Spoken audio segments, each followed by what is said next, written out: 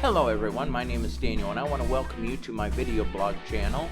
My YouTube channel is Nutword Gallery. I have other videos that you can check out as well, green screen videos, some technical videos, etc.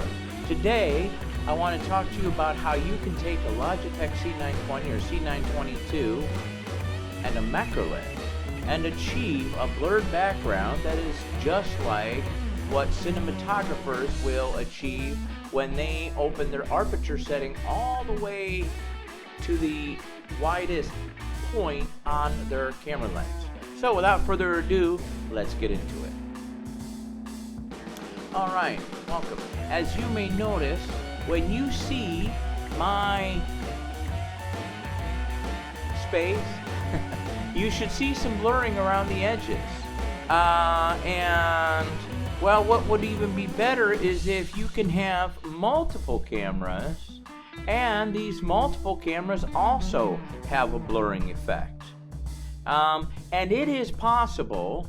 I am in China, and so I've gone to the computer markets where they have a few different stalls, and I have purchased the products that I'm using, including my Logitech cameras. Also for the lens, I'm using a Neewer lens, N-E-E-W-E-R. I hope they don't mind the mention. You can probably find them on Amazon if you're in the States or Canada for $20 to $30 price point. But these cameras, they have a couple of things as to why this works. First off, this clip will fit onto the 920 and 922 profile just like this. You want to make sure to center it, and it also helps if you look through the lens and take off the lens cap. Once you center it and make sure that the capture element is not blocked by the clip, you can see here, this is a 930. This Logitech 930, this effect won't work. But with the 920 and 922, when you put the little macro lens on here, as you can see, I've got a pretty good hold on it. This camera, it uses this little neck part right here, and it can also stabilize itself with this articulating arm on this side, and there's a little kickstand at the bottom. I call it a kickstand, and this kickstand can articulate so that it will rest well against your computer monitor, television, or something else.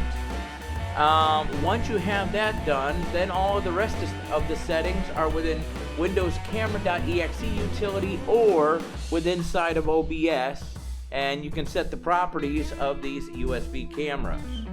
Now, I have a couple of different cameras, as you see, and there's blurring effect on both of these. Because it's a simulated bokeh effect, there are some challenges with it, and you can work with those yourself to dial in the right settings so that the important things, like here's a nice foreground prop, this is my microphone, and I am also in the middle of the shot. I know that there's a left 2/3 and the right 1/3, using thirds. This little trick kind of breaks those rules because you have to be in the middle. The caveat, and I'm not trying to like do a card trick and then show you how I did it so you'd be like, oh. But in the middle area, like right here, anything within inside this circle is going to be in focus. But if you go outside of this circle, such as you see my hands right now, same distance from the camera.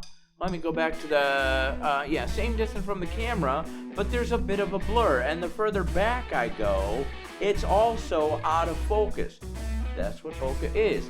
Except, in the true bokeh effect, anything in your depth of field, let's say from a specific distance from the lens to the subject is well defined. There's no out of focus, no blurring effect, but everything else in the background is blurred.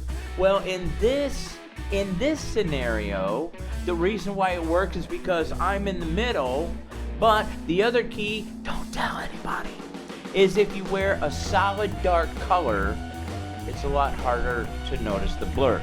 Now, I have a couple other cameras, same thing here. All this region over here is out of focus. My microphone, this part is in focus, but the stand is probably well out of focus. Hopefully I'm in focus. I think I'm going to have to go into my camera settings, and in fact, I'm going to show you that right now. I am on this camera, and I am going to bring up this camera. This is my, this is my 922. So while you're seeing it in real time, I'm going to bring up the camera properties, which is a neat feature of OBS. And yes, I mean, I'm not blurred out, but I'm not quite in focus. My face is not quite in focus. I have this little wisp of hair. So I'm going to go into configure video. I went into camera properties, which is a little sprocket icon down below the scenes. Select the camera for that scene, and now I'm in the camera settings, the camera properties, and there's two tabs. One is video processor amp. The second tab is camera control. I'm going to go to camera control because I want to adjust the focus. Now, I am also zoomed. If I zoom all the way out, I didn't do this, you can see the fisheye effect. But once you set your scene within OBS, you can get that zone out. But now, okay, you know what? I haven't, let's see. Okay, I'm going to dial in the focus a little bit. If I go all the way up with the focus, everything is blurred.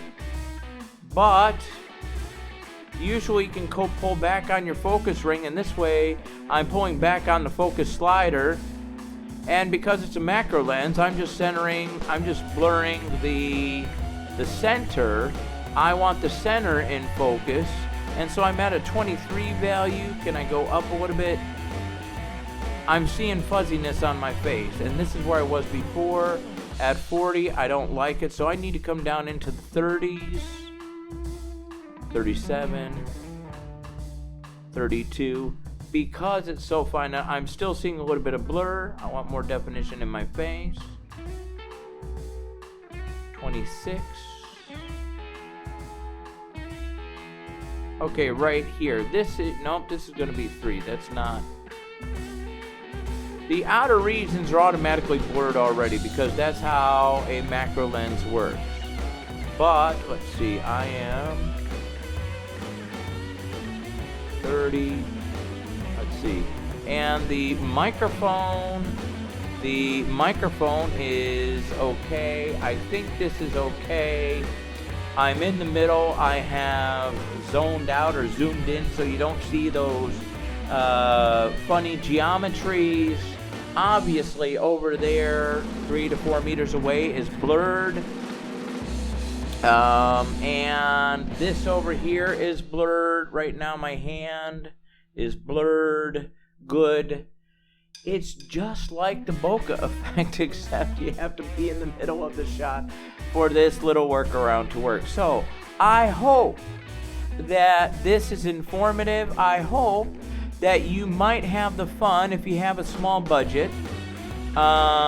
Get one of these little lenses right here, one of these macro lenses, either a 0.5 or greater up to a 0.6x.